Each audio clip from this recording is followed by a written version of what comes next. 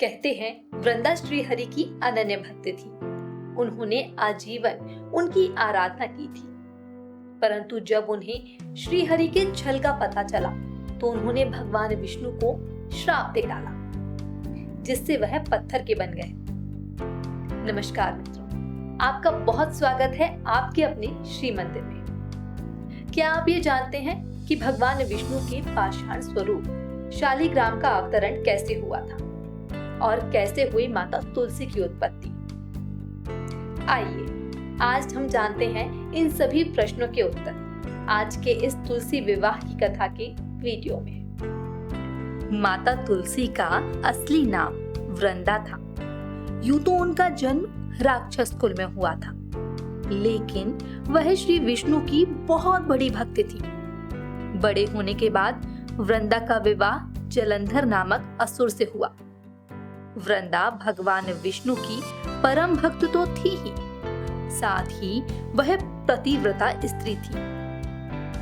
उनकी भक्ति और पूजा के कारण उनका पति जलंधर अजय होता गया और इसके चलते उसे अपनी शक्तियों पर अभिमान हो गया।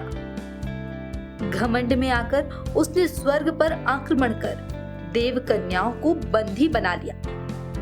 इससे क्रोधित होकर सभी देव भगवान श्री हरि विष्णु की शरण में गए और जलंधर के आतंक का अंत करने की प्रार्थना की। परंतु जलंधर का अंत करने के लिए सबसे पहले उसकी पत्नी वृंदा का सतीत्व भंग करना अनिवार्य था। भगवान विष्णु ने अपनी माया से जलंधर का रूप धारण कर वृंदा के पतिव्रत धर्म को नष्ट कर दिया। इसके परिणाम स्वरूप जलंधर की शक्ति क्षीण हो गई और वह युद्ध में मारा गया। लेकिन जब वृंदा को श्री हरि के छल का पता चला तो उन्होंने भगवान विष्णु से कहा कि वह तो आजीवन उनकी आराधना करती रही, फिर उन्होंने ऐसा क्यों किया? श्री हरि इस प्रश्न का उत्तर देने में असमर्थ रहे। वृंदा ने अपने पति की मृत्यु के शोक में भगवान विष्णु को ये श्राप दे डाला कि उन्होंने वृंदा के साथ पाषाण की तरह व्यवहार किया है, इसलिए वह पत्थर के बन जाएंगे।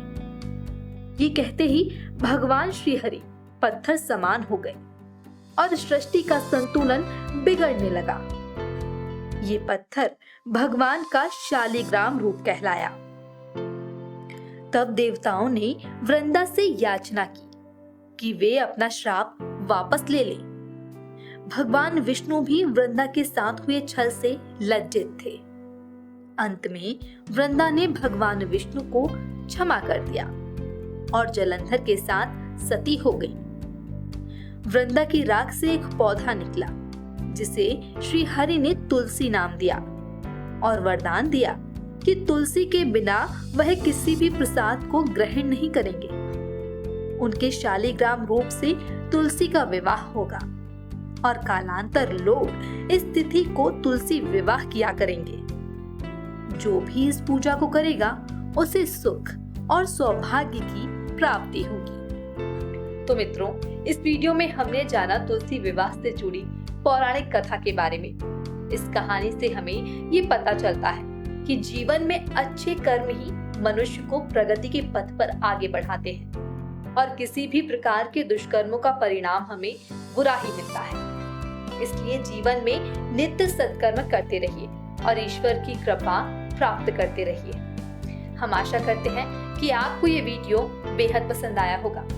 इस वीडियो को आप अपने परिजनों के साथ अवश्य शेयर करें और उन्हें भी परमात्मा की कृपा प्राप्ति का भागीदार बनाएं। ऐसे ही व्रत और त्योहार की वीडियो के साथ हम फिर से आपको जल्द मिलेंगे। तब तक के लिए आपका जीवन मंगलमय हो और आप बने रहिए श्री मंदिर ऐप के साथ। नमस्कार।